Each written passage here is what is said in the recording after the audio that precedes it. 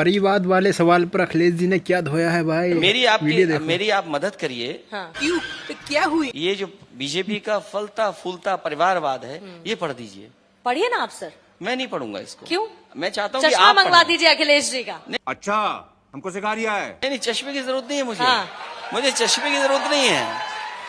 मैंने जब कहा आपसे, मैंने आपसे कहा, योगी जी तो देश के होम मिनिस्टर उनका परिवार, पूर्व मुख्यमंत्री उनका परिवार, ज्योतिराज सिंधिया जी क्या हैं? क्या हैं वो? उनके परिवार के कितने सदस्य हैं? बाप रे, ये तो धोती खोल रहा है। रक्षा मंत्री जी के परिवार के सदस्य हैं कि नहीं है? पूर्व मुख्यमंत्री के सदस्य हैं कि नहीं है? मुख्यमंत्री जी खुद परिवारवाद की वजह से हैं कि नहीं है? अब आप खुद ही चश्मा ढूंढ रही हैं तो मैं क्या करूंगा आप? अच्छी बात यह है क्योंकि कि मुझे चश्मा आज तक आपके पास भी चश्मे नहीं की- है।